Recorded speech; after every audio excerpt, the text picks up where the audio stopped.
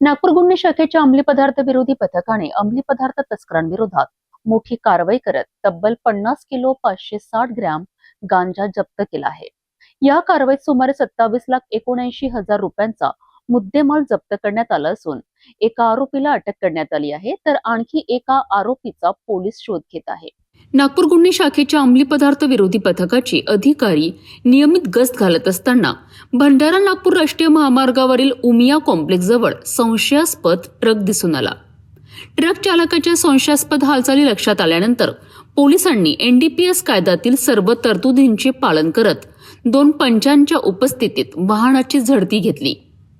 या झडती दरम्यान ट्रकच्या कॅबिनमध्ये लपून ठेवलेला 50 किलो 560 ग्रॅम गांजा आढळून आला। पोलिसांनी तात्काळ अंमली पदार्थ 6 चाकी अशोक लेंडलाईन ट्रक आणि मोबाईल फोन असा एकूण 27,79,000 रुपयांचा मुद्देमाल जप्त केला आहे। या प्रकरणी मोहम्मद अलाउद्दीन मोहम्मद जमालुद्दीन शराफत अली मलिक वय 40 वर्ष राहणार कपिल नगर याला अटक करण्यात आली आहे।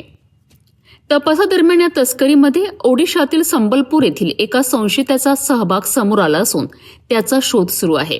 या प्रकरणी पारडी पोलीस ठाण्यात एनडीपीएस कायद्याअंतर्गत गुन्हा दाखल करण्यात आला असून अंमली पदार्थांचा पुरवठा कुठून होत होता आणि त्यामागे मोठे रॅकेट आहे का याचा तपास गुन्हे शाखेकडून सुरू आहे। एनडीपीएस पथक, अंमली विरोधी पथक, क्राईम ब्रांचचे पथक आम्ही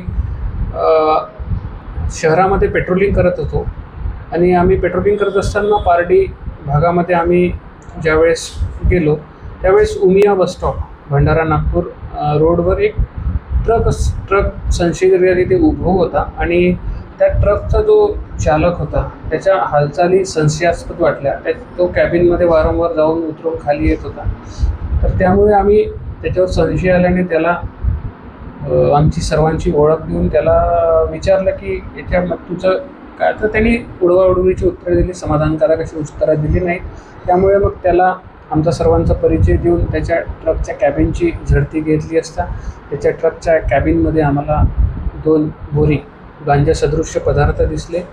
त्याची आम्ही फॉरेन्सिक टीमकडून पडताळणी करून घेतली आणि ते गांजाच असल्याबाबत त्याच्यावर आम्ही कारवाई केली आणि त्याच्यावर गुन्हा पारडी पोलीस स्टेशनला आहे। आरोपीचे नाव आहे मोहम्मद अलाउद्दीन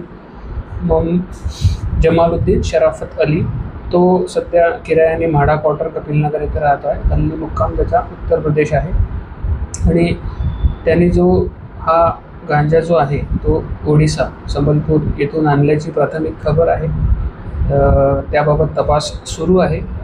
आम्ही 50 किलो 560 ग्रॅम गांजा तसेच त्याचा ट्रक तर त्याचा मोबाईल जप्त केलेला आहे। असा एकूण 27,79,000 रुपयाचा मुद्देमाल जप्त केला आहे। सदरची कारवाई आम्ही माननीय Shri Vishwas Nagari Patil sir, additional CP crime Shri Dabhade sir, DCP detection Shri Agarwal sir, ACP Shri Parve sir यांच्या मार्गदर्शनात अंमली पथक विरोधी पथक नागपूर क्राईम ब्रांच ही कारवाई केलेली आहे।